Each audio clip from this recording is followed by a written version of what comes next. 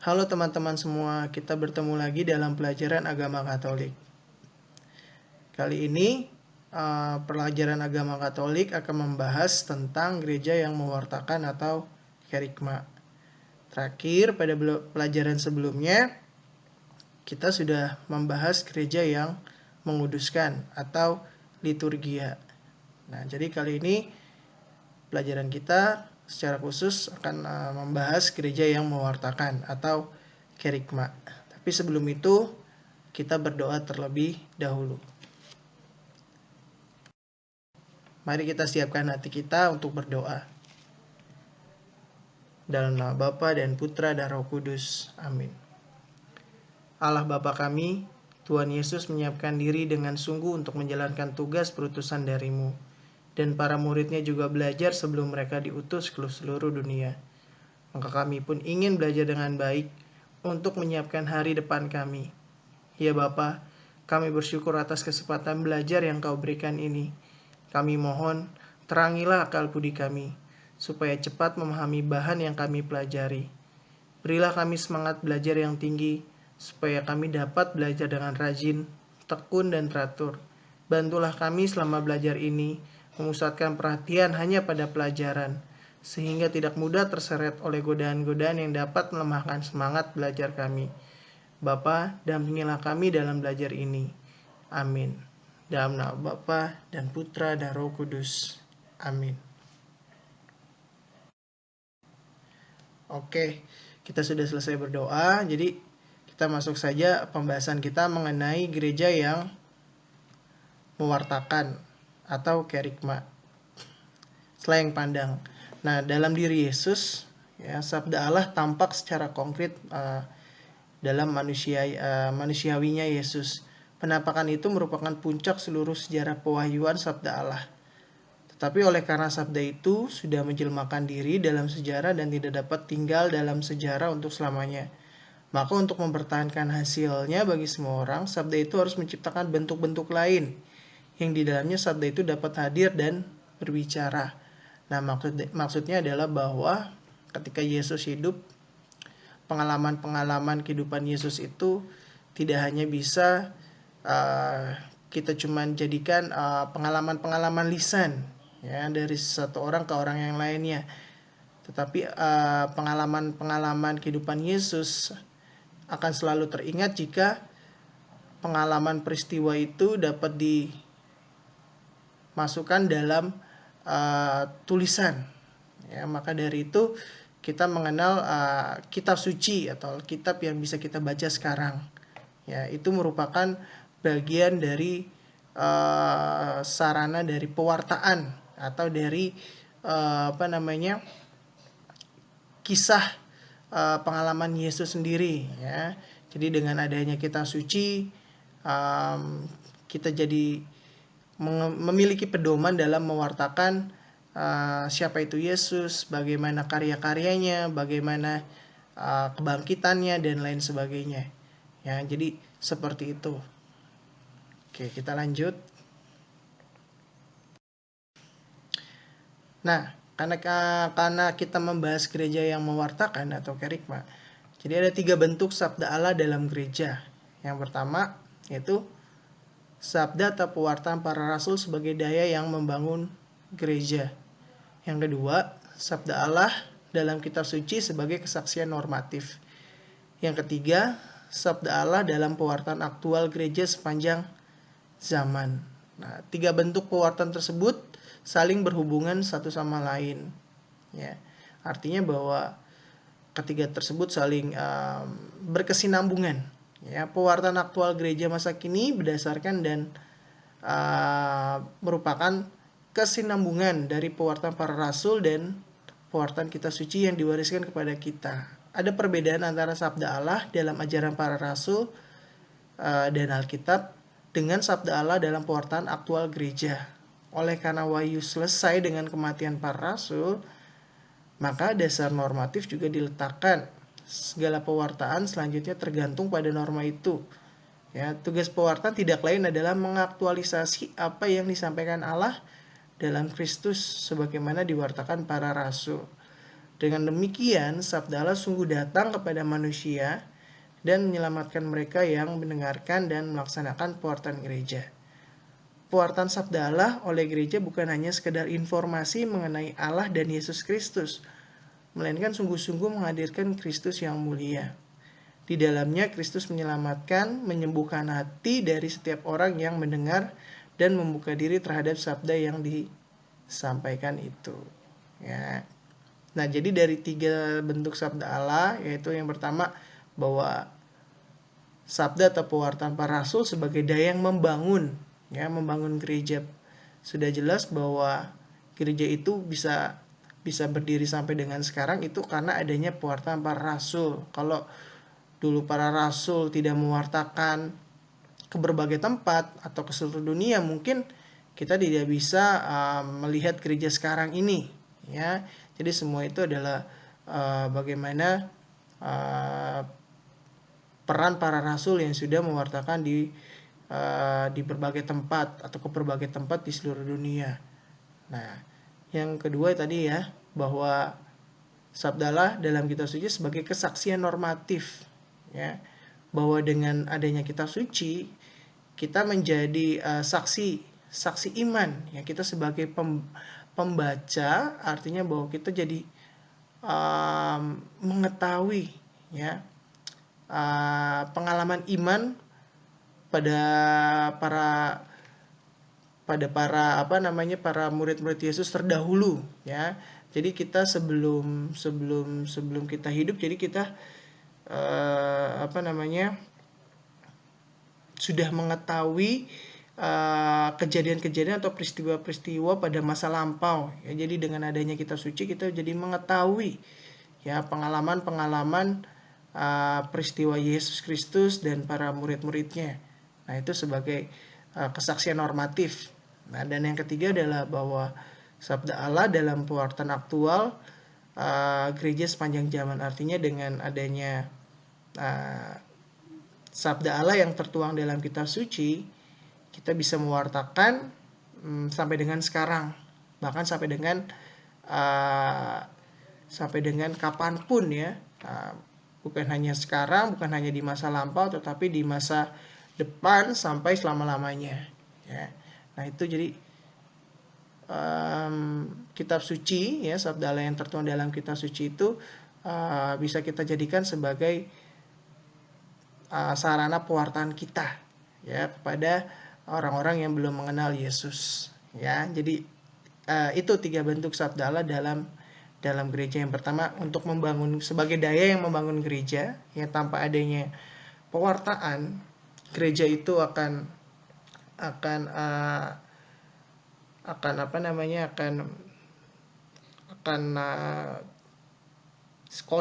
sia-sia gitu, ya. Ya kan? Ya, jadi sangat penting dengan adanya pewartaan, artinya bahwa kita selalu mengulang, kita mendengarkan sabda Allah di dalam kehidupan gereja kita, ya. Yang kedua adalah yaitu tadi sebagai kesaksian normatif, ya, bahwa kita jadi mengetahui, ya, dan juga kita tentunya mengimani, ya, bukan hanya mengetahui tetapi kita juga mengimani apa yang kita telah lihat, apa yang telah kita ketahui. Dan juga ketiga sebagai pewartaan aktual kita di masa sekarang dan di masa depan, ya. Itu 3 bentuk sabda Allah dalam gereja, ya, seperti itu. Oke. Nah, berikutnya pewartaan verbal, ya. Jadi pewartaan verbal pada dasarnya merupakan tugas hierarki, tetapi para awam diharapkan untuk berpartisipasi dalam tugas ini. Misalnya sebagai katekis, guru agama, fasilitator pendalaman kitab suci, dan sebagainya. Bentuk-bentuk pewartaan masa kini antara lain misalnya khotbah atau homili. Ya, mungkin kalian sudah mengenal apa itu khotbah atau itu homili, ya. Khotbah adalah pewartaan tematis, ya.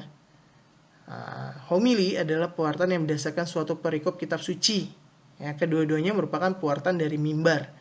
Khotbah dan homili yang baik harus menyapa manusia, walaupun secara lahiriah terjadi komunikasi satu arah, tetapi khotbah yang baik harus dapat menciptakan komunikasi dua arah secara batiniah. Nah, misalnya kita bisa lihat ini ketika sakramen atau perayaan Ekaristi ya,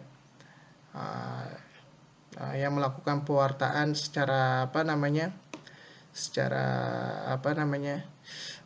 dalam bentuk khotbah atau homili ini ya dilakukan oleh romo atau pastor biasanya ya.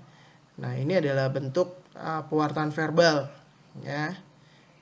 Jadi walaupun memang kalau khotbah itu biasanya lebih luas, sedangkan homili itu biasanya lebih sempit karena berdasarkan bacaan yang dibaca pada hari itu ya, tapi memiliki maksud dan tujuan yang sama, artinya sama-sama mau memberikan pesan dari apa yang sudah dibaca dari bacaan yang menjadi bacaan pada hari itu ya. Dan juga mau menyapa manusia ya. Artinya bahwa sebagai pengkhotbah dan orang yang memberikan khotbah ya, tentunya bukan hanya ingin memberikan pesan-pesan atau memberikan nasihat dari khotbahnya, tetapi diharapkan juga orang yang mendengarkan khotbah juga mengimani dan menghayati pesan-pesan atau nilai-nilai yang disampaikan oleh para pengkhotbah atau yang memberikan homili seperti itu ya. Siapapun bisa menjadi pengkhotbah ya. Misalnya kita sebagai orang awam juga bisa menjadi pemberi khotbah. Misalnya ketika kalian sedang melakukan ibadat bersama dengan teman-teman kalian, misalnya di kelas, atau ketika berdoa bersama, sebelum berdoa bersama misalnya ada kalian membaca bacaan kitab suci pada hari itu, misalnya di kelas itu kalian menunjuk salah satu orang untuk memberikan khotbahnya ya. Nah, jadi siapapun bisa memberikan khotbah ya, tetapi kalau dalam perayaan Ekaristi sudah jelas adalah pastor atau romo ya. Tapi kita pun bisa memberikan khotbah ya. Artinya kita juga bisa belajar berkomunikasi sebagai seorang pengkhotbah ya, seperti itu. Artinya kalian bisa juga belajar sebagai seorang pewarta iman ya. Kalian juga bisa belajar ya bahwa untuk mewartakan itu ya kalian harus coba itu, belajar untuk berkhotbah ya. Itu bisa kalian lakukan dengan teman-teman kalian ya yang ada di kelas kalian, seperti itu ya. Misalnya ketika ibadat bersama, ketika doa bersama, itu bisa kalian lakukan, karena pewartaan ini bukan tugas para romo saja, bukan hanya tugas para uskup saja, tetapi juga tugas para awam ya, atau para umat ya. Nah, jadi kalau kita merasa bahwa pewartaan ini menjadi tugas bersama, maka pewartaan kabar gembira atau kabar keselamatan ini akan jauh lebih luar biasa ya. Jadi bukan hanya inisiatif dari orang-orang yang berjubah, artinya seperti para pastor atau para uskup, tetapi jika umat memiliki inisiatif yang tinggi untuk mewartakan, itu jauh sangat lebih baik ya. Ya, itu kita harapkan bahwa kita bisa seperti itu ya, memberikan pewartaan ya, bahwa kita juga sebagai seorang awam mempunyai peranan ya, sebagai seorang pewarta ya, seperti itu. Nah, yang berikutnya adalah pelajaran agama. Nah, seperti kita sekarang ini ya, pelajaran agama ini ya, dalam pelajaran agama ini diharapkan bahwa saya sebagai guru agama mendampingi kalian sebagai para siswa untuk menemukan makna hidup dalam terang kitab suci dan juga ajaran gereja. Ya, pelajaran agama adalah proses pergumulan hidup nyata dalam terang iman. Ya, artinya bahwa tentu dalam hidup yang kita jalani ini tentunya kita pasti mengalami pergumulan atau permasalahan hidup. Nah, pelajaran agama Katolik mau menawarkan bahwa jika kalian mengalami permasalahan hidup atau pergumulan hidup, ya harapannya pelajaran agama Katolik ini menjadi jawaban atas segala pergumulan atau permasalahan hidup yang kalian temukan atau yang kalian hadapi di dalam kehidupan kalian. Ya, jadi jangan sungkan-sungkan jika kalian memiliki masalah hidup, kalian bisa cerita kepada saya sebagai guru agama. Ya, kalau kalian mau curhat silahkan, ya, jangan ragu-ragu, karena memang itulah tugas saya sebagai seorang guru agama, yaitu memberikan terang iman, ya, melalui pelajaran agama Katolik ini. Seperti itu. Ya, itu juga menjadi bagian dari pewartaan, ya, pewartaan verbal, ya, seperti itu. Berikutnya adalah katekesi umat. Katekesi umat adalah kegiatan suatu kelompok umat di mana mereka aktif berkomunikasi untuk menafsirkan hidup nyata dalam terang Injil yang diharapkan berkelanjutan dengan aksi nyata, sehingga dapat membawa perubahan dalam masyarakat ke arah yang lebih baik. Nah, untuk katekese sendiri sebenarnya ada banyak, ya, katekese itu ada banyak sekali bentuknya. Nah, mungkin secara umum bahwa katekese umat ini bahwa memberikan tujuan untuk memberikan perubahan kepada umat-umat yang ada di gerejanya masing-masing. Ya, misalnya di bidang kerukunan antar umat beragama, misalnya seperti itu, atau misalnya di bidang lingkungan, ya, artinya dengan diadakan kegiatan rutin setiap minggunya, lalu dari kegiatan rutin setiap minggunya itu diberikan pelajaran-pelajaran, ya, yang berkaitan dengan pengetahuan iman. Lalu misalnya karena katekese itu misalnya tujuannya adalah ke arah lingkungan, misalnya aksi nyatanya tentu berkaitan dengan aksi nyata di bidang lingkungan, misalnya dengan melakukan aksi nyata bank sampah, misalnya menabung sampah, bahwa menjadikan sampah itu sebagai bahan yang bisa didaur ulang, ya. Nah, itu kan di beberapa gereja atau di beberapa paroki itu ada yang melakukan seperti itu.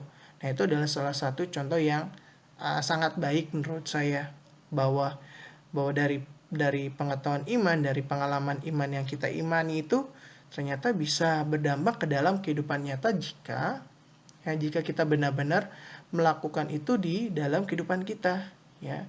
Nah, ya, makanya kan sangat penting bahwa jika kita orang beriman itu bukan hanya mengimani, tetapi kita juga melakukan, ya. Iman tanpa perbuatan sia, ya kan, perbuatan tanpa iman juga akan kosong, seperti itu. Jadi harus saling melengkapi satu sama lain, bahwa kita sebagai orang beriman, kita mengetahui, tapi kita juga harus melaksanakan itu dan melakukannya di dalam kehidupan kita sehari-hari. Ya, itu barulah iman yang diharapkan Yesus bisa terwujud di dalam kehidupan. Jadi, ya, Yesus itu sebenarnya menginginkan bahwa kalau kita sudah tahu, ya, apa yang kita imani, nah, kita lakukan itu di dalam kehidupan kita. Memang sesimpel itu, tetapi memang pada kenyataannya banyak orang yang memang sudah tahu tetapi belum melakukan itu, ya.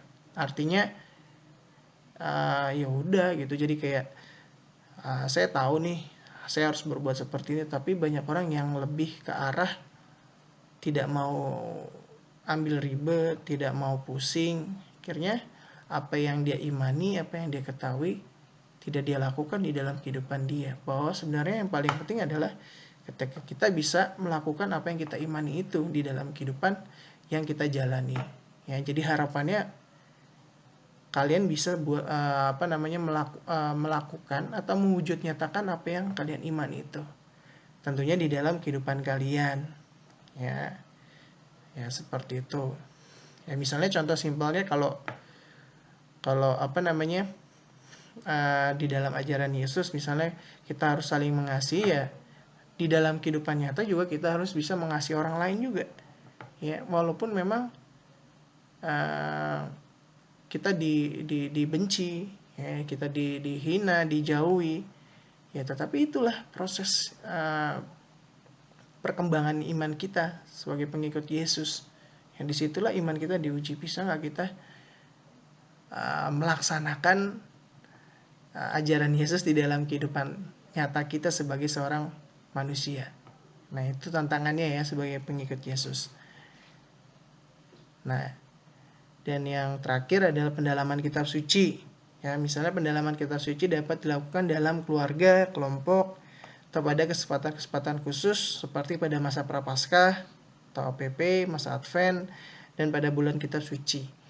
Ya, seperti itu. Jadi keempat ini merupakan pewartaan verbal. Masih banyak bentuk-bentuk pewartaan verbal yang lain yang mungkin kalian juga tahu. Ya, tetapi yang mau saya jelaskan bahwa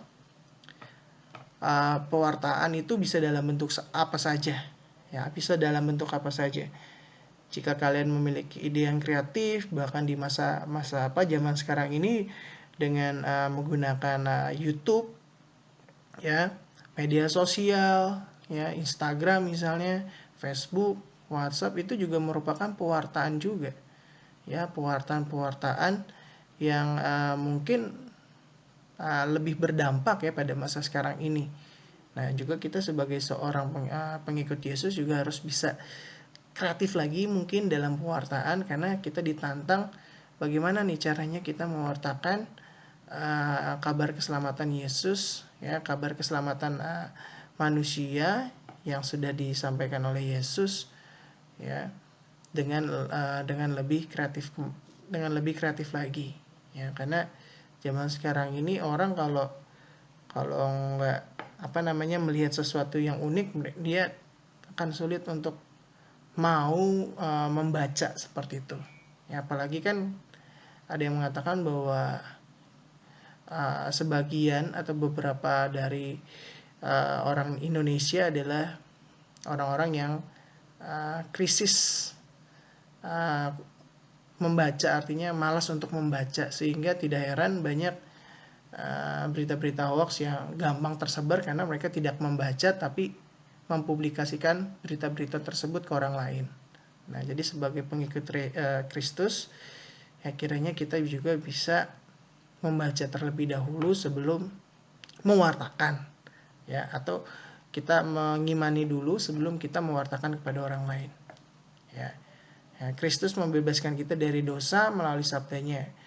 Dalam mewartakan sabda Allah, kita dapat mewartakannya secara verbal melalui kata-kata, tapi juga dengan tindakan atau martiria. Nah, itu nanti di pertemuan berikutnya, ya. Kita belajar tentang gereja yang mewartakan melalui kata-kata, ya, atau kerigma. Seperti itu. Nah, dua tuntutan dalam pewartaan, ya. Ada dua tuntutan dalam pewartaan. Nah, tugas pewartaan mengaktualisasi sabda Tuhan yang disampaikan dalam Kristus sebagaimana diwartakan oleh para rasul. Usaha mengaktualisasi sabda Tuhan itu mengandaikan berbagai tuntutan yang harus dipenuhi. Ada dua tuntutan pewartaan, yaitu yang pertama mendalami dan menghayati sabda Tuhan, ya. Nah, pengenalan dan penghayatan yang diwartakan adalah sabda Allah. Orang tidak dapat mewartakan sabda Allah dengan baik jika ia sendiri tidak mengenal dan menghayatinya. Oleh sebab itu, kita hendaknya cukup mengenal, mengetahui, dan menghayati isi kitab suci, ajaran-ajaran resmi gereja, dan keseluruhan tradisi gereja, baik gereja universal maupun gereja lokal. Kita hendaknya senantiasa membekali diri dengan berbagai bacaan, penataran, dan macam-macam pembekalan lainnya. Maksudnya adalah bahwa, ya, tadi kan saya mengatakan bahwa kita semua adalah pewarta, ya, bukan hanya pastor, romo, atau juga uskup, ya, tetapi kita semua adalah pewarta. Nah, sebagai seorang pewarta, nah, kita harus mengimani dulu apa yang mau kita wartakan. Artinya jangan sampai misalnya ketika kita mau mewartakan sesuatu, kita belum mengenal belum mengenal apa yang mau kita wartakan, belum menghayati, belum mengimani itu, ya. Jangan sampai seperti nanti yang ditakutkan ketika kita mewartakan apa yang belum kita ketahui, apa yang belum kita kenal, dan apa yang belum kita imani, ya kita juga akan bingung, ya, bagaimana cara kita meyakinkan orang lain dengan pewartaan kita, ya, jika kita sendiri belum mendalami apa yang mau kita wartakan itu, ya. Jadi harapannya adalah tuntutan yang pertama adalah kita harus mendalami dan menghayati sabda Tuhan itu sendiri, ya. Ketika kita sudah merasa sudah mendalami dan menghayati sabda Tuhan atau bacaan-bacaan di dalam kitab suci, dengan otomatis pasti kita akan akan lebih gampang untuk mewartakan sabda Tuhan kepada orang lain, ya, seperti itu. Nah, justru sebaliknya akan menjadi sulit kalau kita belum mendalami dan menghayati sabda Tuhan itu sendiri, ya. Kita akan merasa kesulitan ketika kita sudah berada di lapangan, kita mau mewartakan kabar keselamatan Tuhan kepada orang lain, ya, kita tentunya akan merasakan kesulitan jika kita tidak mendalami dan menghayati sabda Tuhan itu sendiri, ya. Yang kedua, tuntutan yang kedua dalam pewartaan yaitu mengenal umat atau masyarakat, ya, masyarakat yang ingin kita sampaikan atau yang mau kita wartakan, ya. Pengenalan latar belakang dari orang-orang yang kepadanya sabda Allah akan disampaikan tentu sangat penting. Kita harus mengenal jiwa dan budaya mereka. Dengan kata lain, pewartaan kita harus sungguh menyapa para pendengarnya, harus inkulturatif. Karena itu pengenalan dan kepekaan terhadap lingkup budaya seseorang atau masyarakat sangat dibutuhkan. Pengenalan akan lingkup budaya dapat kita timba dari berbagai bacaan dan keterlibatan kita yang utuh kepada manusia dan budayanya. Kita hendaknya menyatu dengan mereka yang kepadanya kita akan mewartakan kabar gembira itu. Artinya bahwa pewartaan di kota Jakarta tentunya berbeda dengan pewartaan yang ada misalnya di kota Ambon misalnya, ya. Atau pewartaan di Indonesia tentunya berbeda dengan pewartaan di Afrika atau dengan pewartaan yang ada di Amerika, Eropa, dan lain sebagainya. Nah, jadi balik lagi, sebagai seorang pewarta iman, sebagai seorang pewarta kabar keselamatan Tuhan, ya, kita juga harus bisa mengenal di mana kita mewartakan, ya. Kita harus bisa melihat konteksnya, ya. Kita harus bisa menyesuaikan diri, mengenal umat di mana kita mewartakan, ya. Seorang pewarta, dia akan melihat situasi dan kondisi di mana ia mewartakan. Tentunya dia harus bisa melihat kira-kira budaya apa yang ada di wilayah tempat di mana dia mau mewartakan, ya. Misalnya kalau di Jakarta kan tentu budaya yang kental adalah budaya Betawi, ya. Kalau misalnya di Yogyakarta misalnya yang kental adalah budaya Jawa, ya kan, seperti itu. Nah, jadi bagaimana dengan cara kita mewartakan dibalut dengan budaya-budaya yang hadir pada wilayah tersebut, itu akan sangat mudah dan sangat memudahkan orang-orang yang mau kita wartakan, ya, seperti itu. Sama seperti Yesus ketika dia mau menyampaikan maksud dan pesan, ya. Yesus tidak langsung menyampaikan secara gamblang apa yang menjadi maksud dan tujuannya, ya. Yesus tentunya memiliki cara-cara, misalnya dengan melakukan perumpamaan-perumpamaan yang mungkin lebih mudah dan gampang ditangkap oleh orang-orang pada zaman itu, ya. Jadi cara-cara seperti itulah yang mungkin harus kita ketahui, harus kita kenal, ya, bahwa bukan hanya mewartakan saja, tetapi kita juga harus mengenal masyarakat yang mau kita wartakan, seperti itu, ya. Nah, karena yang tadi saya bilang, ya, kita semua adalah pewarta, ya. Jadi sebagai pengikut Yesus, ya, kita harus bisa mewartakan pada siapapun, ya. Bukan berarti, tapi kan saya bukan guru agama, Pak, Ya, saya kan bukan suster, saya kan bukan pastor, bukan tugas saya dong untuk mewartakan. Ya, itu justru pemikiran yang salah. Ya, justru karena kita mengikuti Yesus, kita harus mewartakan. Ya, nah, kalau kamu sebagai pengikut Yesus dan tidak mewartakan, sama saja kamu tidak mengimani. Ya, ya kalau kamu mengimani Yesus, berarti kamu harus mewartakan. Ya, mewartakan apa yang kamu imani. Ya, ya tentunya kan kamu gak mungkin dong kamu mengimani Yesus tapi kamu gak mau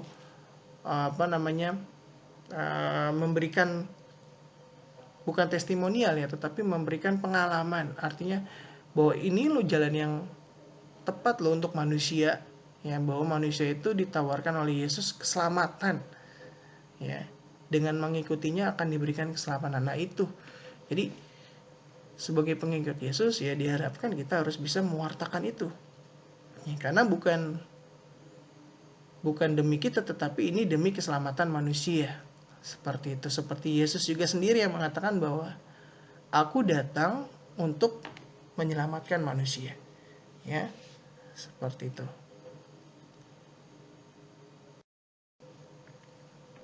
Oke, setelah kita tadi belajar tentang dua tuntutan dalam pewartaan, sekarang kita masuk pada magisterium atau pemenang mengajar. Ya, di dalam gereja ada istilah yang berkaitan dengan tugas pewartaan, yaitu magisterium. Kata ini dapat diterjemahkan dengan wewenang mengajar. Magisterium adalah kuasa mengajar dalam gereja. Umat Allah hanya dapat menjalankan tugas kenabiannya dalam kepatuhan kepada pimpinan gereja. Sebab pimpinan gereja inilah yang disebut magisterium. Namun, wewenang mengajar tidak berarti bahwa dalam pewartaan hanya hierarki yang aktif, sedangkan yang lain tinggal menerima dengan pasif. Dalam pewartaan, hierarki bertugas menjaga kesatuan iman dan ajaran. Ya, menjaga kesatuan iman dan ajaran tidak berarti indoktrinisasi, melainkan konsultasi. Ya, hierarki adalah pengajar otentik, ya, atau yang mengemban kewibawaan Kristus tentang perkara iman dan kesusilaan. Mereka memaklumkan ajaran Kristus tanpa dapat sesat. Ciri tidak dapat sesat itu atas kehendak penebus ilahi yang dimiliki oleh gerejanya dalam menetapkan ajaran tentang iman atau kesusilaan ada pada Imam Agung di Roma, kepala Dewan para Uskup, bila selaku gembala dan guru tertinggi segenap umat beriman, menetapkan ajaran iman atau kesusilaan dengan tindakan definitif. Sifat tidak dapat sesat itu ada pula pada badan para uskup, bila mereka melaksanakan wewenang tertinggi untuk mengajar bersama dengan pengganti Petrus. Nah, maksudnya adalah bahwa untuk wewenang mengajar ini, ya, bukan hanya menjadi tugas para hierarki, ya, atau tadi saya bilang bukan hanya tugas para uskup dan juga para romo atau pastor, ya, tetapi juga menjadi tugas kita bersama sebagai pengikut Yesus, ya, bahwa kita ini memiliki kewajiban, ya, untuk mengajar atau mewartakan, ya, seperti itu. Untuk itu ada 4 syarat yang harus dipenuhi. Yang pertama yaitu ajaran itu harus menyangkut iman dan kesusilaan, ya, artinya berkaitan dengan ajaran-ajaran Yesus, ya. Yang kedua, ajaran itu harus bersifat ajaran otentik, artinya jelas dikemukakan dengan kewibawaan Kristus. Ya, yang ketiga adalah ajaran itu dinyatakan dengan tegas atau definitif, tidak dapat diganggu gugat. Dan yang terakhir adalah disepakati bersama, ya. Sejauh hal ini menyangkut pernyataan para uskup sebagai dewan, ya, seperti itu. Nah, maksud dari ini adalah bahwa kalau misalnya kita di gereja kita masing-masing atau di paroki kita masing-masing, tentunya kan yang mengajar kayak misalnya orang yang mau dibaptis itu kan bukan hanya pastor, tetapi kita sebagai awam pun bisa mengajar, asalkan kita misalnya memiliki pengetahuan iman yang memang sudah dianggap mampu, ya, untuk memberikan pengetahuan iman kepada orang-orang yang ingin masuk ke dalam gereja Katolik, ya, misalnya khususnya dalam pembelajaran sakramen baptis, atau bisa juga dalam misalnya untuk anak-anak yang mau komuni. Nah, tidak harus romo. Jadi romo itu atau pastor tidak harus menghandle semuanya. Ya kalau romo atau pastor menghandle semuanya, ya bagaimana kehidupan gereja bisa berjalan dengan baik? Karena romo sendiri ya mereka terbatas, ya.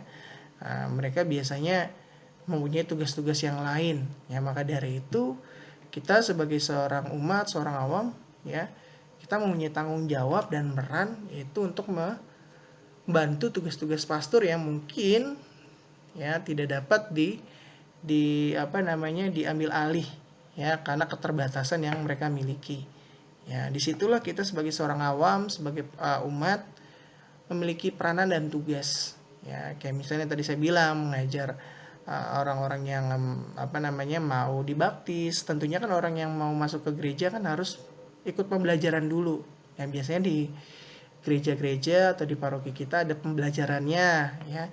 Terus untuk anak-anak yang mau menerima komuni, terus juga untuk orang-orang yang mau menerima sakramen krisma. Nah, itu orang-orang seperti itu kan yang mengajar tentunya adalah umat, ya, umat atau awam dari gereja Katolik tentunya, ya, seperti itu.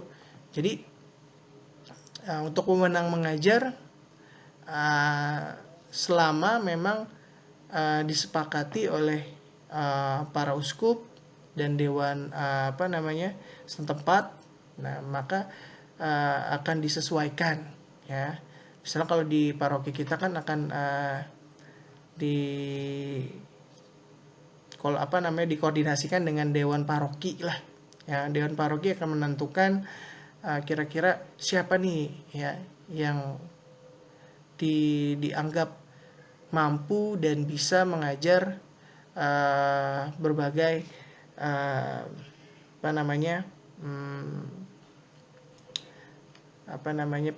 pembelajaran yang seperti tadi saya katakan, ya, pembelajaran sakramen baptis, lalu komuni, sakramen krisma dan lain sebagainya. Nah, itu tentunya ada penilaian-penilaian tersendiri, ya. Tapi kita juga bisa nggak? Ya bisa. Misalnya kalau kamu masih SMA nih, apa yang bisa kamu lakukan? Misalnya kamu bisa memberikan sumbangsi di bina iman anak, itu kan bisa, ya. Tidak harus yang memiliki pengetahuan iman yang memang harus mendalam, ya. Nah, kalau kamu merasa masih pengetahuan iman masih belum mendalam, ya kamu bisa ikut mewartakan di bina iman anak. Nah, itu kan salah satu contoh pewartaan yang bisa kamu lakukan, ya, sebagai seorang siswa SMA, ya, itu seperti itu, ya. Jadi tidak ada alasan untuk kita untuk tidak terlibat di dalam kehidupan menggereja, khususnya dalam pewartaan. Nah, ini para pewarta sabda.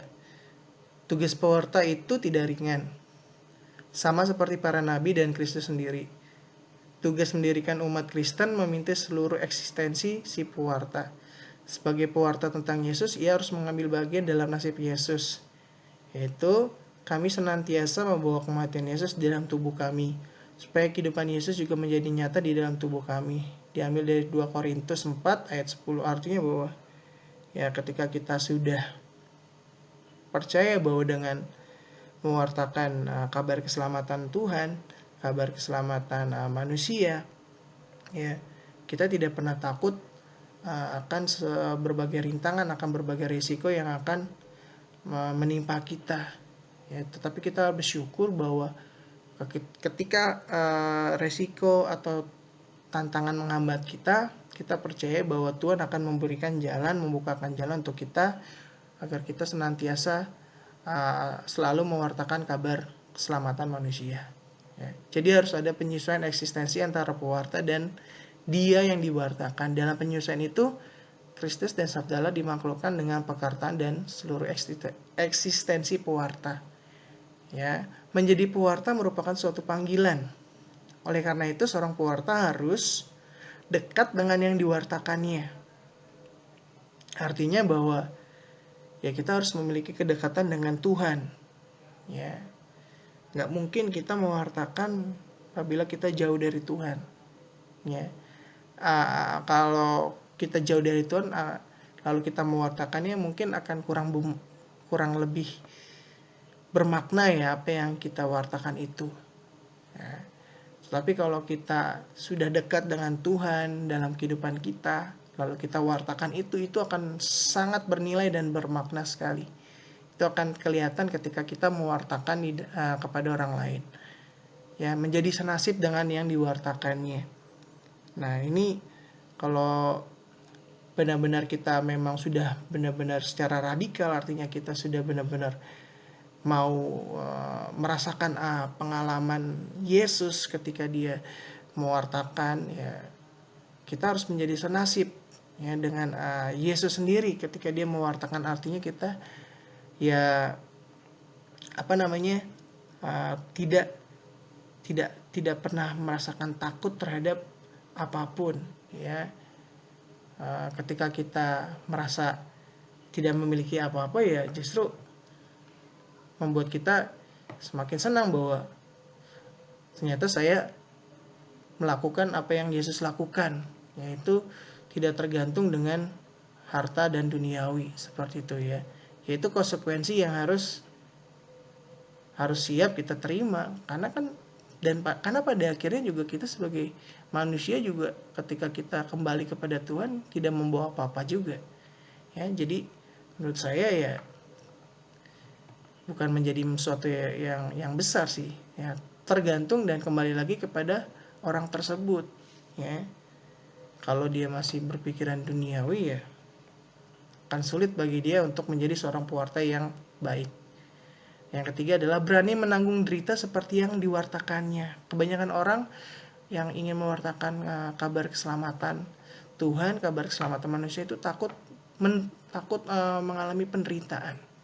Ya, justru kalau kita lihat lagi bahwa Yesus bisa menebus dosa-dosa manusia karena melalui penderitaan. Karena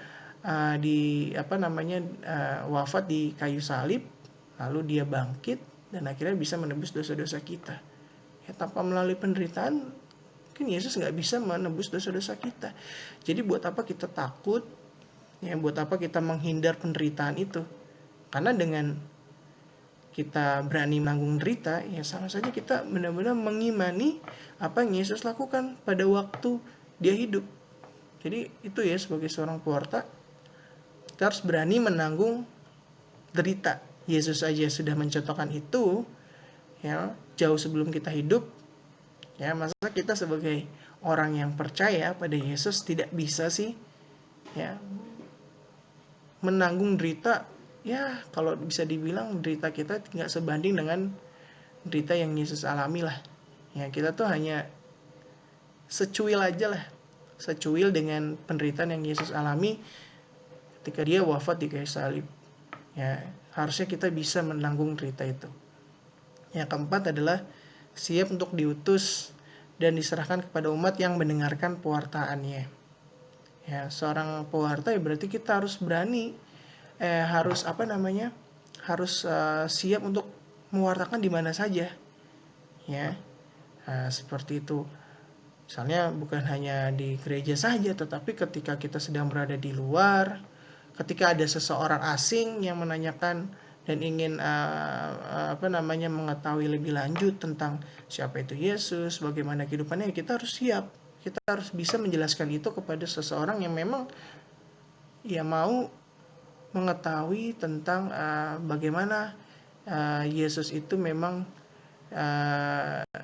hadir untuk menyelamatkan manusia. Nah, jadi kita harus siap kapanpun dan dimanapun. Ya, siap untuk diutus. Ya, bukan hanya di gereja, tetapi di luar gereja. Ya, seperti itu. Dan tentunya yang terakhir adalah memiliki komitmen utuh kepada umat. Nah, jadi 5 inilah yang diharapkan ada di dalam seorang pewarta. Ya, dengan adanya 5 ciri-ciri seperti ini atau 5 karakter seperti ini, ya kita bisa mengikuti jejak para murid-murid Yesus yang mungkin sudah terdahulu mewartakan kabar keselamatan Tuhan ke berbagai tempat atau ke berbagai wilayah di seluruh dunia. Dan itu bisa kita rasakan dampaknya sampai. Pertanyaan terakhir, lalu siapakah para pewarta itu? Nah, kita semua harus menjadi pewarta sabda. Ya, karena sakramen baptis dan pengurapan, kita menjadi anggota gereja dan sekaligus terlibat dalam misi gereja. Salah satu misi gereja yang paling penting adalah mewartakan sabda Allah. Mereka yang secara khusus melibatkan diri secara agak penuh ke dalam tugas pewartaan ini adalah para pengkhotbah, para katekis, para guru agama. Ya, seperti saya sebagai seorang guru agama, memang saya adalah seorang awam yang memang melibatkan diri secara agak penuh ya dalam tugas pewartaan. Ya, lalu para katekis atau volunteer-volunteer yang ada di gereja itu juga termasuk. Nah, tetapi tidak menutup kemungkinan bahwa kalian sebagai seorang siswa juga ya memiliki peranan, ya memiliki tugas atau misi untuk terlibat dalam mewartakan sabda Tuhan. Ya, jadi intinya bahwa selama kamu percaya kepada Yesus dan selama kamu mengimani Yesus, berarti selama itu pula kamu harus menjadi pewarta sabda Tuhan. Ya, karena ya sebagai seorang pengikut Tuhan, ya sudah menjadi tugas kita mewartakan kabar keselamatan Tuhan. Ya, jadi semua pengikut Yesus itu wajib untuk mewartakan kabar keselamatan Tuhan.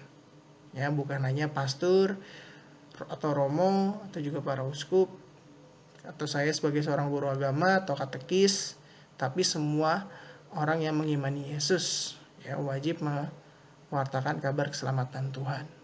Ya, disitulah kita baru benar-benar mengimani iman kita kepada Yesus jika kita sudah mewartakan itu kepada orang lain.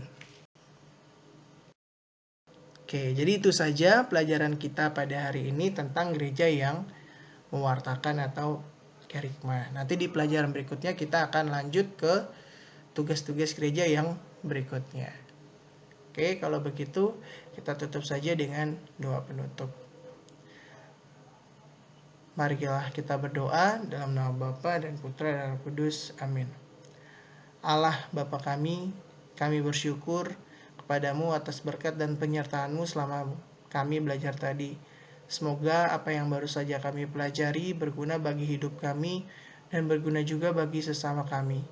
Ajarlah kami untuk tidak menjadi sombong atau congkak karena hasil belajar ini. Kami mohon ampun atas segala kelalaian selama belajar tadi. Semoga kesulitan dan kegagalan dalam belajar tadi tidak membuat kami mudah putus asa.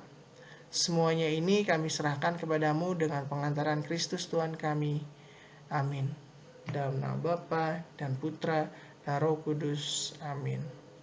Oke teman-teman, oh iya ada tugas. Untuk tugas nanti saya akan berikan di Google Classroom. Jadi kalian silakan lihat tugasnya di Google Classroom ya. Oke, itu saja dari saya. Akhir kata saya mengucapkan terima kasih. Sampai jumpa di pertemuan agama yang berikutnya. Dah.